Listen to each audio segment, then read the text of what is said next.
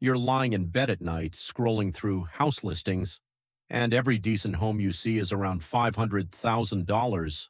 Not luxury, not a mansion, just normal, old kitchen, basic floors, small backyard.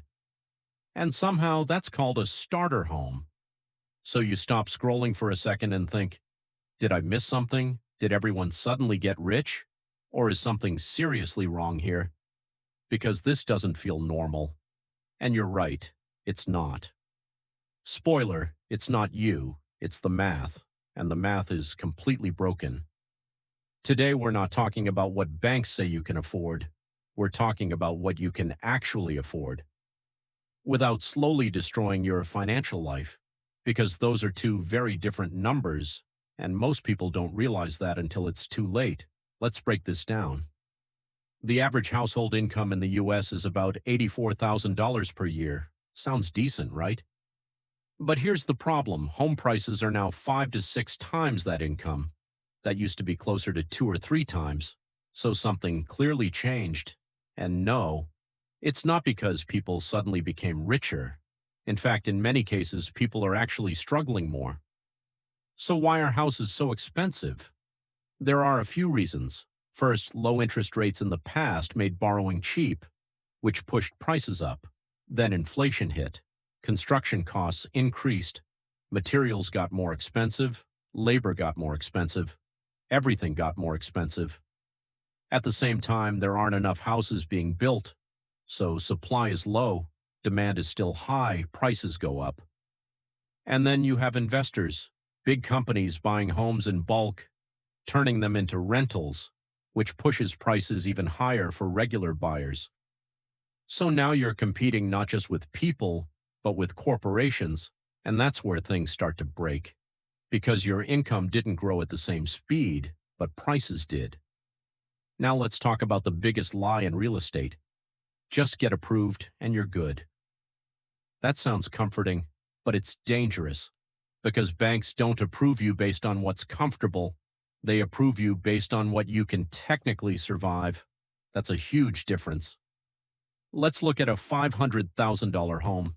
If you want to avoid extra fees, you'd need a 20% down payment. That's $100,000. Most people don't have that, not even close. So what do? They put down 5%, maybe 10%, which sounds great at first. But then PMI kicks in, private mortgage insurance, which basically means you pay extra every month. Because you didn't have enough money, that can easily add $200 to $400 per month. And now your affordable home just got more expensive, but that's just the beginning. Let's break down the real monthly cost. Mortgage payment, around $2,800.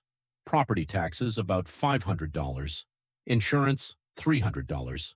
Maintenance, at least $400. PMI, let's say $300. That's over $4,000 every single month. And that number doesn't care if you had a bad month. It doesn't care if your car breaks down. It doesn't care if you lose your job. It just shows up every single month. So what income do you actually need to afford that comfortably, not barely survive? Comfortably, around $150,000 to $180,000 per year. But most households don't make that. So what happens? People stretch, they push their limits, they tell themselves it will be fine. And sometimes it is. But a lot of times it's not. Let me show you what that looks like. Meet Jake and Sarah. Together they make $160,000 a year. Sounds solid. After taxes, they bring home about $9,500 a month.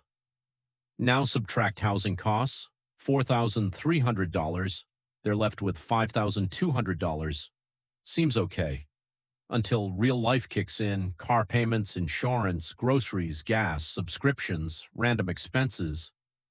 Suddenly, that $5,200 disappears fast, and now they're left with almost nothing. No real savings, no safety net, no breathing room. Then something unexpected happens. Car repair, medical bill, broken AC, and just like that, they're in trouble. Credit cards, debt, stress. This is what being house poor looks like, and it's way more common than people think because the system doesn't stop you. Banks approve you, agents encourage you, everyone gets paid when you buy. No one checks if you'll be okay after. So here's the truth. Just because you can buy something doesn't mean you should. There's no reward for owning a house you can't afford, no trophy, no bonus, just pressure. Real wealth isn't about owning a house, it's about having options, freedom, being able to save, invest, sleep peacefully at night. So before you buy, run the real numbers, not the optimistic ones, the honest ones. Because the worst financial mistake you can make is buying a life you can't afford to live.